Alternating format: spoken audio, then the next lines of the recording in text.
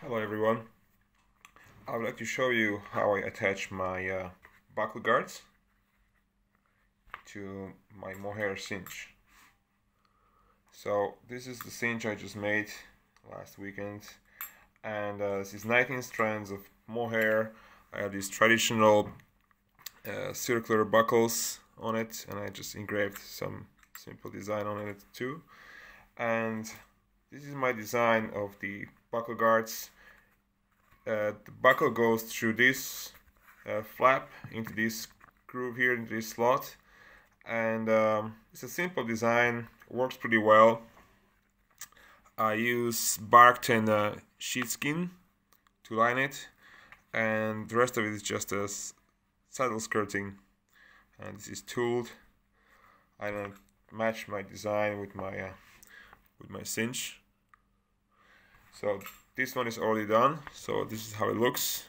Here's the buckle sitting on top of this main piece, and here's the flap. I put a keeper only on one side of the offside to put the billets through when it's on the saddle, right? So I'm using a latigo string, so I'm just gonna feed it through these two holes first. Just bend my end a little bit so it goes easier out, like that. And I grab my pliers,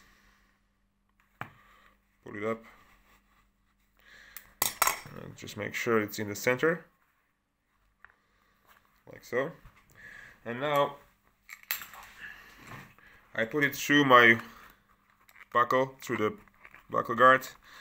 This side goes a little bit tighter because there's this keeper there, so it just has to be worked a little bit.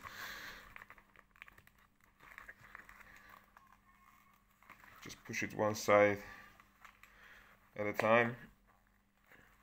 Eventually it will go. The other side goes much easier because there's no keeper. Maybe that.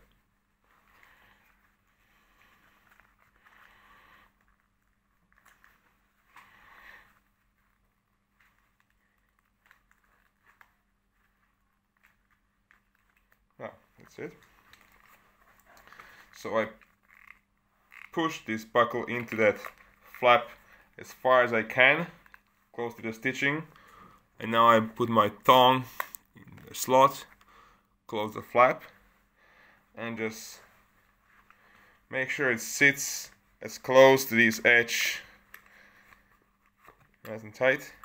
And I already know that on my cinches that now I'm gonna feed this thong in between my 8 ply. So because there is always odd number, this is 19. So because I have two slots here, but they are vertical. So what I always do is to put one thong. Here's my middle string. You can see. I put one thong on one side, and this other thong on the other side of my middle piece of my mohair cinch. So I know on my cinches I need to go about 2-3 of the lines, so it will be between this black and white border. I'm gonna put my first thong. So I use a large spike, nice and smooth. It's not sharp. You don't want to cut this mohair. So I just make sure I find my center. Here's my center line, and I go one next to it. It will be between this black and white here. Just double check if I'm right in the right spot. I just work it so it goes, so I don't get through my 8 ply. And I'm getting out. Just make sure I don't catch any. This is the decorative 2 ply, and there's the 8 ply. I try not to even get to separate the 2 ply, not to make anything weaker. So I just enlarge. I'm pushing the 2 ply apart, and then take it out, put my string there, And now, what I also did, I put my string, I put a sharp end so it's easier to pull through. Grab my pliers.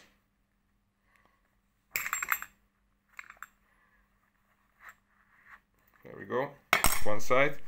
Now the second one, I have about half an inch distance between the two strings. So the same distance, I'll be somewhere in the middle of this black line, but I'm going to the other side of my, this is the middle line, so I go on the other side, right in there. If I put both at the same spot, it won't be the center, so I do it this way and it works pretty well. I'm just trying to find between the two of the 8-ply and between the two of the 2-ply as well, the cords. Just try to separate them without damaging the cord. If somebody decides to take this off, I don't want it to have a huge gap here. It can be just pushed back, but I don't want to damage. I'm perfect now. I don't want to damage the mohair. So there's a nice taper on this pike, so it makes a nice large hole. Enlarge the hole, put my string through.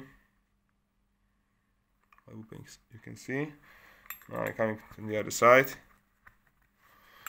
and now I'm just gonna grab my pliers again.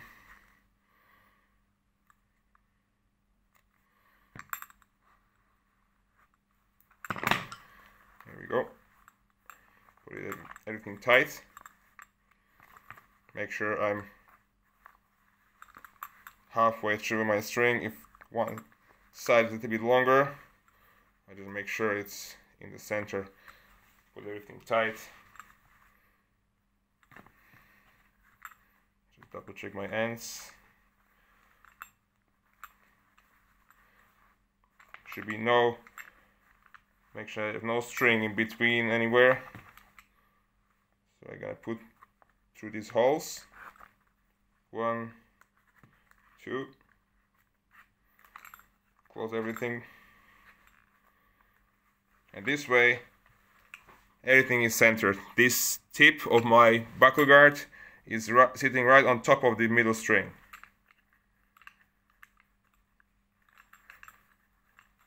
Everything is tight. I have 2 rosettes here.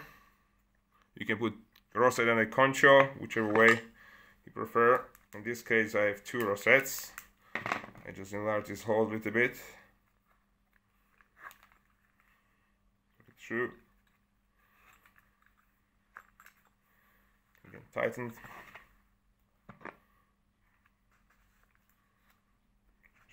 Enlarge the slot a little bit again, so it's easier to put through.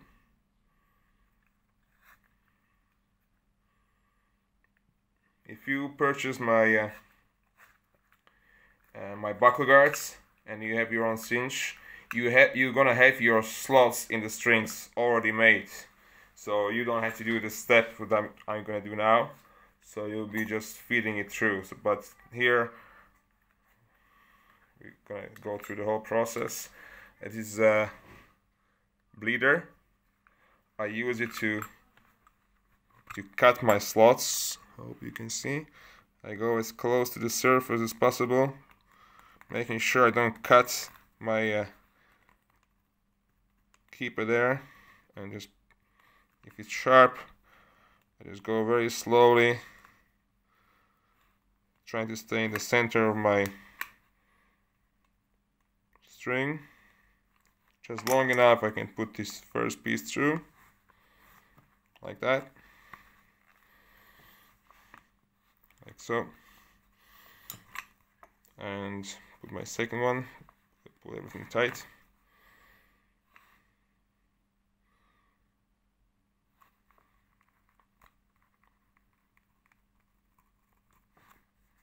My second slot there. Trying to stay in the center.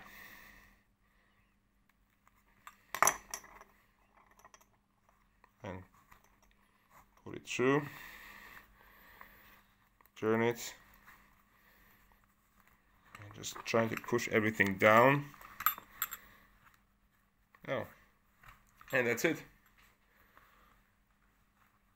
This is the buckle guard installed on the cinch. So some horses are sensitive to this metal. This will give nice cushion, and because it's sheepskin, it won't create any hot spots like the polyester. So it's natural fiber, and yeah, this cinch is ready to put on the horse. If you have any questions, you can leave me a comment below. Thanks for watching.